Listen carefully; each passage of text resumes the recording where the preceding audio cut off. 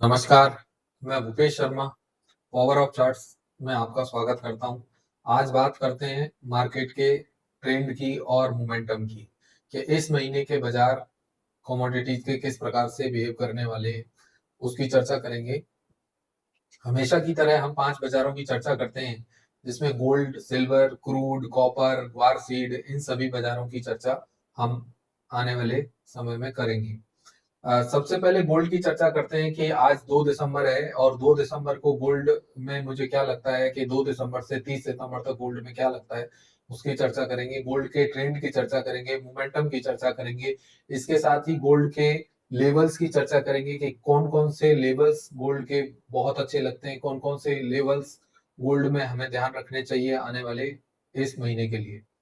तो सबसे पहले बात करेंगे गोल्ड के ट्रेंड की। गोल्ड का ट्रेंड अभी भी पॉजिटिव बना हुआ है। मुझे लगता है कि गोल्ड में अभी कोई बड़ी मंदी की संभावना नहीं है, परंतु लेवल्स की बात करें तो गोल्ड में एक अच्छा सप्लाई जोन 72,400 के आसपास देखा जा सकता है, या 72,000 के पास भी गोल्ड में एक सप्लाई देखी जा सकती है, जो कि मिड टर्म के हिसाब से मुझे लगता है कि वहां पर एक सप्लाई देखने को मिल सकती है। वहीं डिमांड जोन की बात करें तो 69,800 का लेवल का विशेष ध्यान रखना चाहिए, क्योंकि बाजार दिए गए लेवल के ऊपर जब तक रहेगा, जब तक इसमें कोई बड़ी मंदी की संभावना नहीं है।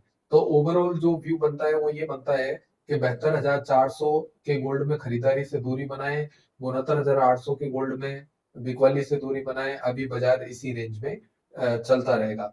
अगर आज के बाजार की बात करें तो आज के बाजार का शॉर्ट टर्म ट्रेंड इसका नेगेटिव है, और यहाँ पर अगर कैंडल रिवर्सल की बात करें या गैप की बात करें तो मुझे लगता है कि अभी किसी प्रकार का गैप देखने को नहीं मिला है। टॉप फंडामेंटल न्यूज की 2 या 3 फंडामेंटल न्यूज की बात करते हैं हम, और वहां पर चर्चा करते हैं कि सेंट्रल बैंक्स अभी भी गोल्ड में कंटिन्यू बाइंग कर रही है। इंटरेस्ट रेट और इन्फ्लेशन का फियर अभी भी बना हुआ है। कई लोगों को लगता है कि इंटरेस्ट रेट रिड्यूस होंगे। एक तरफ ये भी असर दिखता है कि इंटरेस्ट रेट अगर घटते हैं तो कहीं इन्फ्लेशन ना बढ़ जाए। इस वजह से गोल्ड में लगातार बाइंग जारी है और सेंट्रल बैंक लगातार गोल्ड में खरीदारी कर रहे हैं। जियोपॉलिटिकल थ्रेट गोल्ड के लिए हमेशा से एक पॉजिटिव पॉइंट रहा है, क्योंकि जियोपॉलिटिकल थ्रेट हमेशा पूरी दुनिया में कहीं ना कहीं बना रहता है। इसके कारण मुझे लगता है कि गोल्ड में कोई बहुत बड़ी मंदी की संभावना नहीं है। वहीं सिल्वर की बात करें तो सिल्वर का trend long term, mid term और शॉर्ट टर्म तीनों ट्रेंड नेगेटिव है। वहीं मोमेंटम की बात करें तो तीनों के तीनों मोमेंटम भी नेगेटिव है। मैंने पहले भी कहा है कि कई बार बाजारों में ऐसा देखने को मिला है कि जब तीनों ट्रेंड नेगेटिव होते हैं या तीनों ट्रेंड मोमेंटम नेगेटिव होते हैं और ट्रेंड के साथ विशेषकर मोमेंटम नेगेटिव होता है, तो बाजारों में हमें सचेत हो जाना चाहिए। स्पेसिफिकली जिस तरफ का ट्रेंड हो, जिस तरफ का मोमेंटम हो, उसके अगेंस्ट में काम नहीं करना चाहिए, मतलब कॉन्ट्रा ट्रेड करने से एक बार बचना चाहिए। वहीं अगर डिमांड जोन और सप्लाई जोन की बात करें तो सिल्वर में मुझे लगता है कि एक अच्छा डिमांड जोन 82,000 और 81,500 के आसपास देखने को मिल सकता है। वहीं सप्लाई जोन की बात करें तो सिल्वर में 88,000 एक अच्छा सप्लाई जोन रहेगा इस महीने के लिए, और 86,000 शॉर्ट टर्म में, मिड टर्म में, और 85,500 वेरी शॉर्ट टर्म में। टॉप फंडामेंटल न्यूज की बात करें तो कहें कि यूबीएस ने जो इन्वेस्टमेंट बैंक है उसने सिल्वर का आउटलुक पॉजिटिव किया है। उसके पीछे एक कारण है, क्योंकि टेक्नोलॉजी एडवांसमेंट और रिन्यूअल ईवी में इसका काफी यूज हो रहा है। वहीं दूसरी बात करें कि इन्फ्लेशन का फियर फैक्टर जो कि गोल्ड में रहता है, वही सिल्वर में मुझे लगता है कि देखने को मिल सकता है। इस वजह से ये भी एक अच्छा हेज का ऑप्शन रहता है।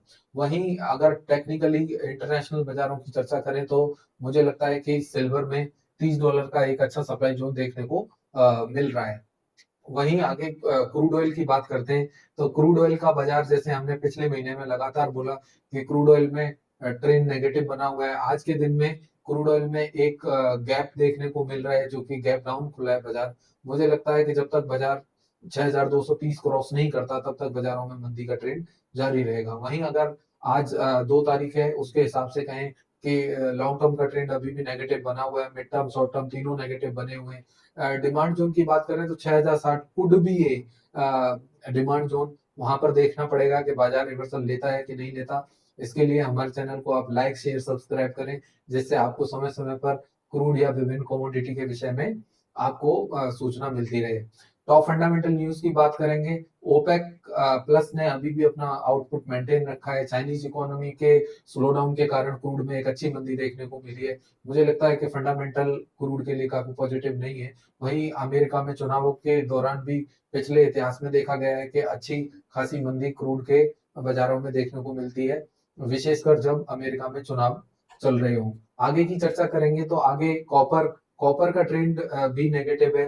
पिछले दिनों में कॉपर 780-85 से लेके 825-20 के रेंज में ट्रेड करता रहा है। तो मुझे लगता है कि आज बाजार अभी भी नेगेटिव खुला है।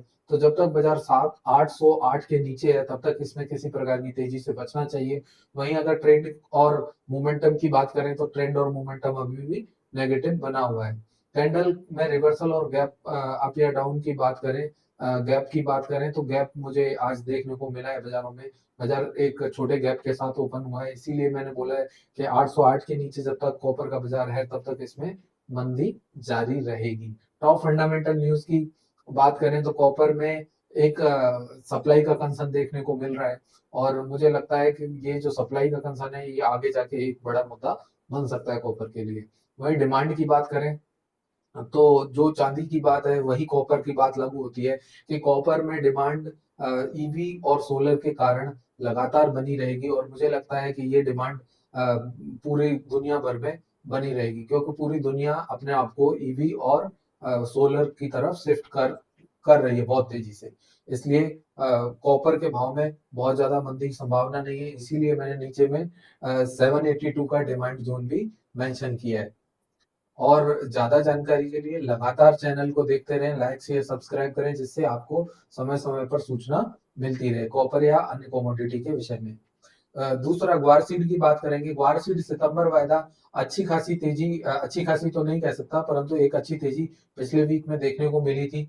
इस वीक की बात करें तो ओवरऑल जो डिमांड और सप्लाई का जोन है वो 5390 से लेकर 5190 के बीच में बना रहेगा। मुझे लगता है कि बाजार एक छोटे रेंज के दायरे में है, परंतु विशेषकर ये ध्यान रखना चाहिए अगर बाजार 5400 के लेवल्स को क्रॉस करके आगे निकलता है तो बाजार में एक 150 से 200 रुपए की तेजी और देखी जा सकती है।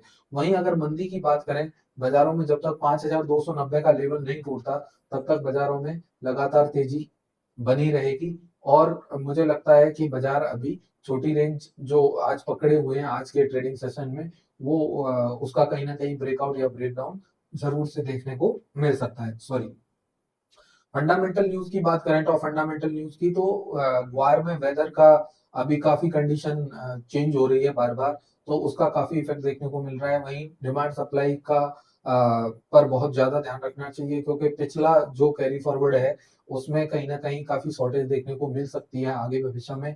मुझे लगता है कि आने वाले समय के लिए ग्वार सीड एक अच्छी कमोडिटी रह सकती है, परंतु ग्वार सीड में विशेषकर लेवल का विशेष ध्यान रखें। अगर बाजार 5400 के ऊपर निकल के सस्टेन करता है तो बाजारों में एक अच्छी तेजी की संभावना बनी रहेगी। वहीं अन्य बाजारों की बात करें तो अन्य बाजारों में हम डॉलर इंडेक्स की चर्चा करते हैं या अन्य कमोडिटीज में मसालों की चर्चा करते हैं। अन्य कमोडिटीज में मसालों की चर्चा करें तो जीरे के बाजार का विशेष ध्यान रखें। जीरे का बाजार जब तक 25,500 का लेवल नहीं तोड़ता तब तक इसमें किसी प्रकार की मंदी की कोई गुंजाइश नहीं है। अपसाइड में मुझे लगता है 26,500 26,900 तक के लेवल भी देखे जा सकते हैं। वहीं टीएमसी की बात करें तो टीएमसी का ट्रेंड और मोमेंटम दोनों ही नेगेटिव बने हुए हैं। अच्छी खासी गिरावट के बाद शुक्रवार को भी एक अच्छा पुलबैक देखने को मिला था, वो पुलबैक आज भी देखने को मिल रहा है। मुझे लगता है कि टीएमसी में खाली पुलबैक देखकर खरीदारी से दूरी बनाएं, और विशेषकर जब बाजार बढ़ता है तो तब तो बिल्कुल ही दूरी बनाएं। और इसकी रेंज की बात करें तो मुझे लगता है कि 12,200 से लेके 14,000 तक की रेंज इसमें आने वाले समय में बनी रहेगी। धन्यवाद। मेरे चैनल को लाइक करें, शेयर करें, सब्सक्राइब करें, और मुझे आप ट्विटर पर भी फॉलो कर सकते हैं। व्यक्तिगत नंबर के लिए आप मुझे मैसेज कर सकते हैं, मेरी सेवाएं लेने के लिए भी आप मुझे मैसेज कर सकते हैं। और हम समय समय पर इंट्राडे जो कॉल्स देते हैं उसमें बहुत ज्यादा कॉल्स नहीं देते। मैं एक सेबी रजिस्टर्ड एनालिस्ट हूँ, तो जो भी कॉल मिलेगी आपको स्टॉप लॉस के साथ और रिस्क रिवॉर्ड रेशियो के साथ मिलेगी। धन्यवाद।